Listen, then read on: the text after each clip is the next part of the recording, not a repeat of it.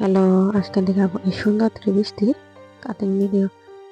এই সুন্দর ত্রিভুজটি 40 সাইজের জন্য কিভাবে কাটিং করলাম দেখাবো আজকে ভিডিওতে।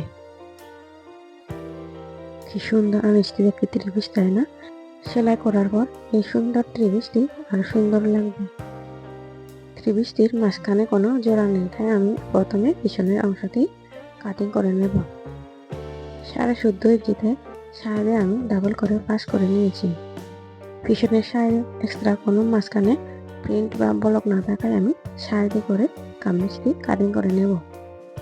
এখানে আমি 46 ইঞ্চি লম্বাতে মার্জিন করে নিয়েছি এবং আমি গলার জন্য নিয়েছি 3 ইঞ্চি। পিছনের গলার জন্য 3.5 ইঞ্চিতে মার্জিন করে নেব। এই সুন্দর ত্রিভুজটি আমি সামনের গলা পট্টি সহ কাটিং করে দেখাবো। এবার আমি কাঁধের জন্য নিয়েছি 7.5 ইঞ্চি এবং হাত আর মনের জন্য লম্বা নিয়েছি 7.5 ইঞ্চিতে মার্জিন করে নেব।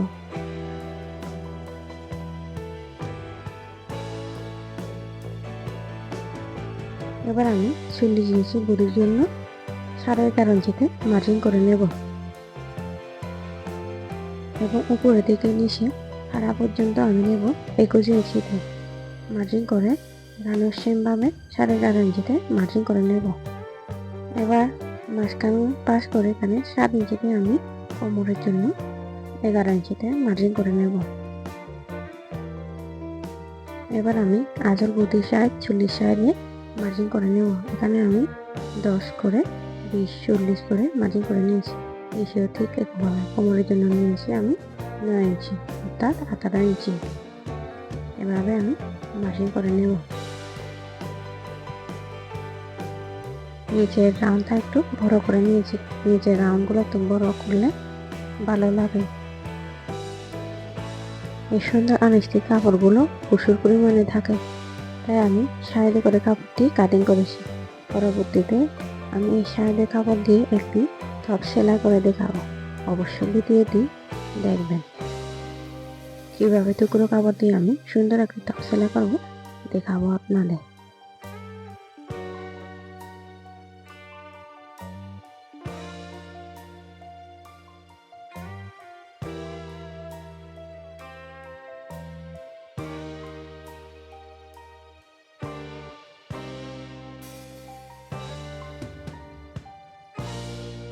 এবার সামনের পাটটি ভালোভাবে ফুলটি মাঝখানে রেখে বাস করে পিছনের কেটে রাখা পাটটি সামনের অংশে বসিয়ে ভালোভাবে বসিয়ে আমি এভাবে কাটিং করে নেব।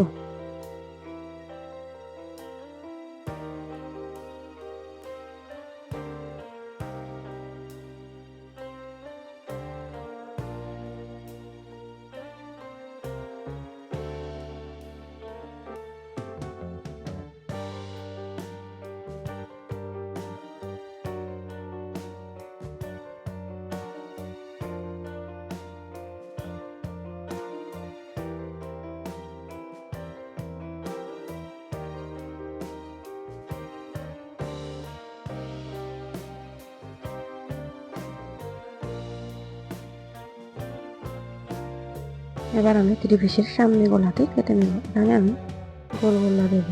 প্রথমে আমি গলাতে সাইডে পিন দিয়ে 5.5 ইঞ্চিতে লম্বা মার্জিন করে নেব।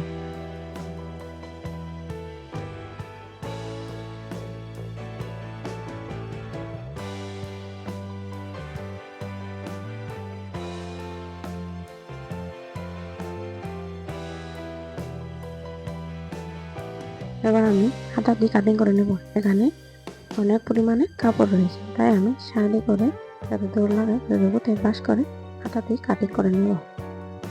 10 ইঞ্চিতে বাস করে 17.5 ইঞ্চিতে মার্জিন করে নিয়েছি।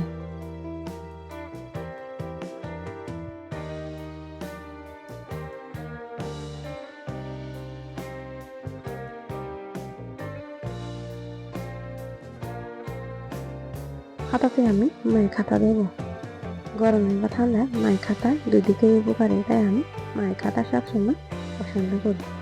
তাই আমার জামাগুলো সেলার সময় আমি মায়ের খাতায় ব্যবহার করি।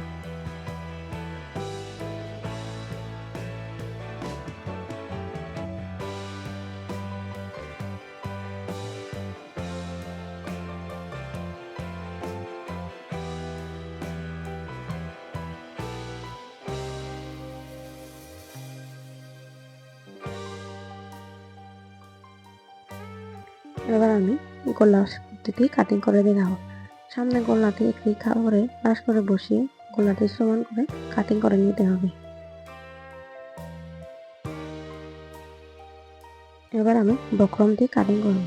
কেটে রাখা মাঝখানের কাপড়টি বক্রমের উপর বসিয়ে একটি পিন লাগিয়ে আমি সমান করে কাটিং করে নেব।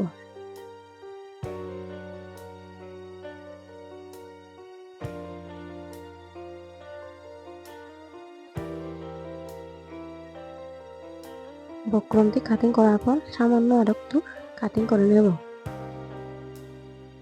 কেমন লেগেছে সুন্দর থ্রি পিসটির কাটিং ভিডিও? সেলাই ভিডিও দেওয়া হবে অন্য আরেকটি ভিডিও।